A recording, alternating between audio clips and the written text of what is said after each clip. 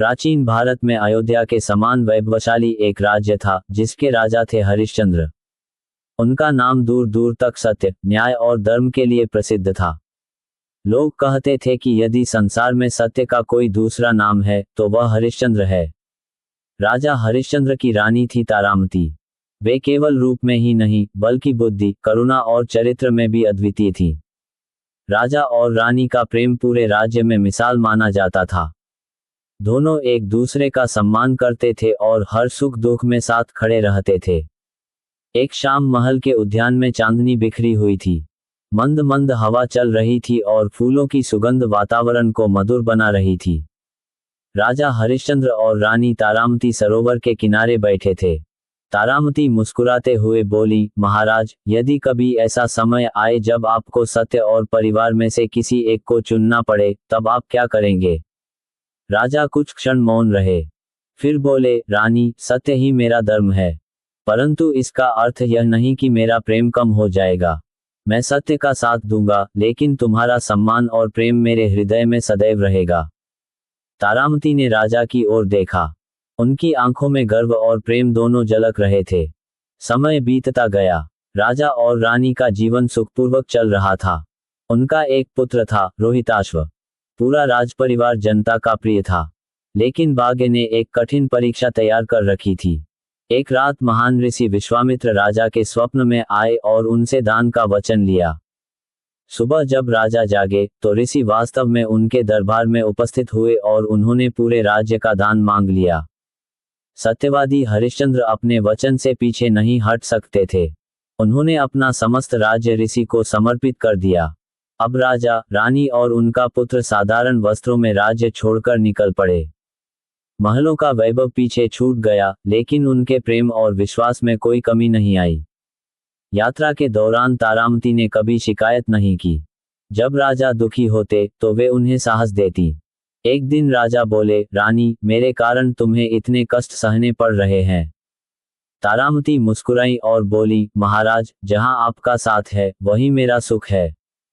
राजमहल का वैभव प्रेम के बिना अधूरा है। राजा की आंखें नम हो गईं। लेकिन परीक्षा अभी समाप्त नहीं हुई थी। ऋषि ने दक्षिणा की मांग की।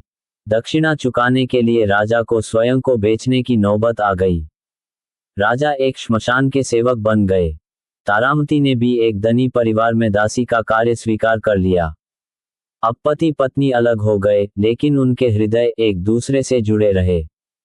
दिन बीतते गए। दोनों कठिन परिस्थितियों में भी अपने प्रेम और विश्वास को बनाए रखे हुए थे। फिर एक दिन सबसे बड़ा दुख आया।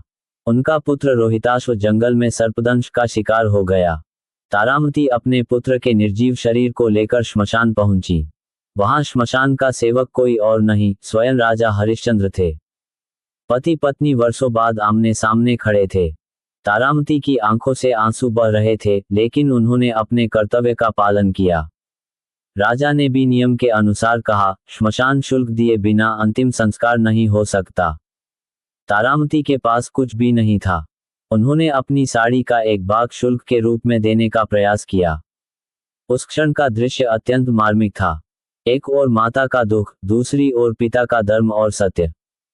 फिर भी दोनों ने अपने कर्तव्य से समझौता नहीं किया। तभी देवताओं और ऋषियों का प्रकट होना हुआ। यह सब एक महान परीक्षा थी।